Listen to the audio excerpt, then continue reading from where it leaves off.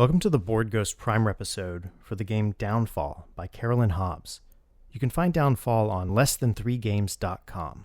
Downfall is a pretty recent game from 2015, and it's built to be played in 2 to 4 hours with 3 people. It's very much a 3-player game, not 2, not 4, 3. All you need for Downfall is the book, which again you can pick up on Less Than 3 Games. You need a copy of some character sheets, which you can download or just write on a piece of paper, some index cards, and a pen or pencil for each player. It's a pretty simple rule set with some pretty complex ideas inside. The basic overview is your game is set in the Haven, a society that's destined to fail. The cause of this destruction is the flaw. It's a trait, a human trait, expressed through the culture of the Haven, and is a philosophical foundation upon which the Haven was built. The flaw is the core theme of the game. So you generate a Haven by picking elements and building traditions. So what you do first is you define a flaw, the flaw within your Haven.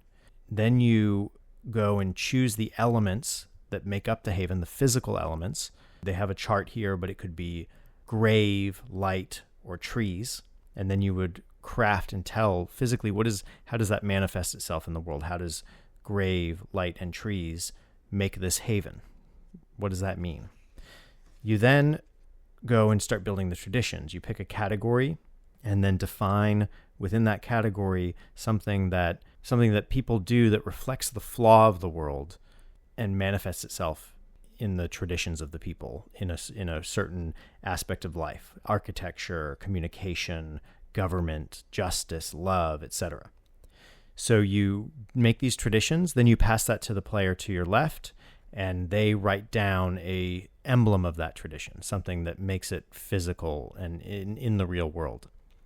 Then you create another tradition. So you're going to end up with 6 traditions, one made by each person and then passed and made more emblematic. So you end up with 6 traditions, the Haven world, which you name, and then you move into making the characters.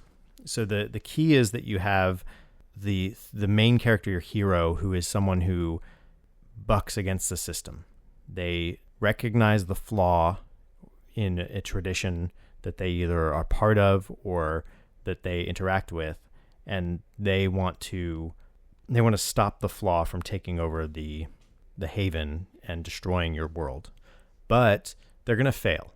It's inevitable that the Haven falls apart.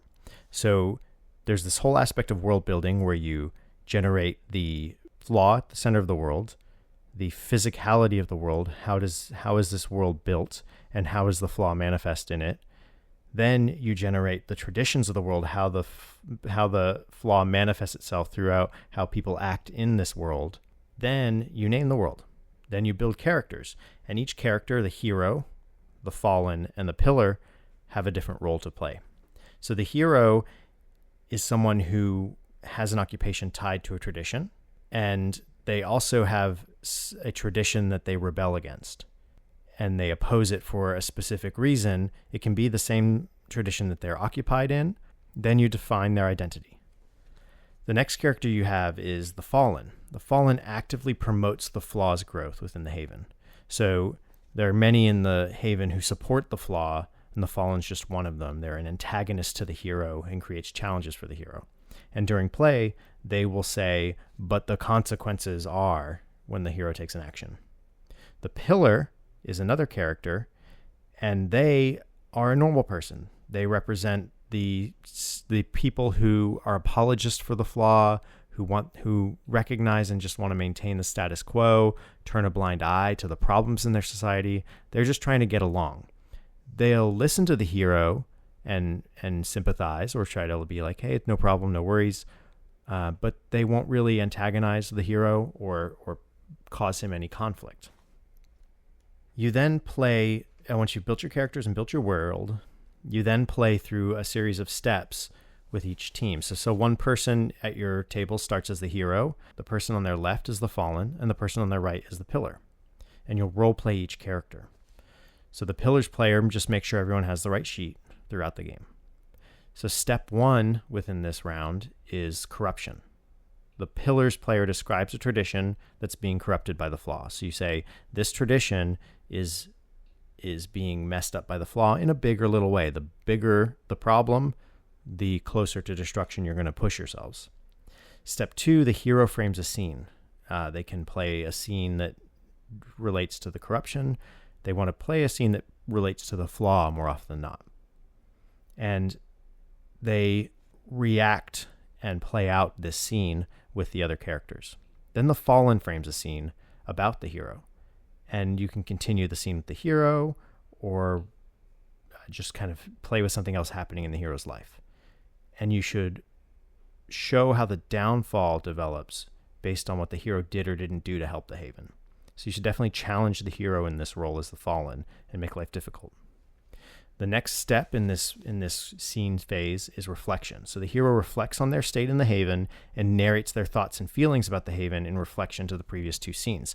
That really gives the next step some basis, because what you do next is you rotate the characters. So if you were the hero, now you're the pillar, and the person who is the fallen is now playing the hero, and the person who is the pillar is now playing the fallen. So you're playing the same character with 3 different people, and you're taking on different aspects of the role. So you want to let them know as much about what you think the character is feeling and doing in that time, and how they reacted to the scenes, so that when they have a through line when they go into their scenes.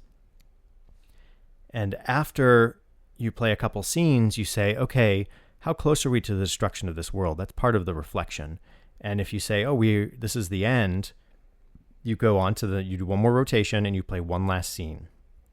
And that's the final series of scenes where you get closer to, this is it, like the world's going to fall apart.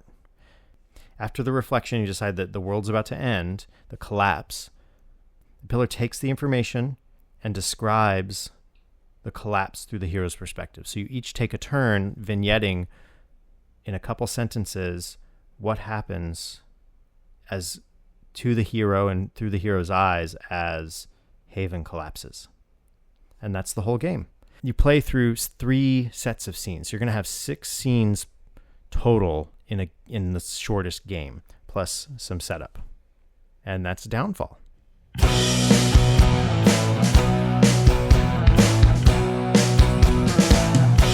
If living is a highway, then heaven is a bus stop.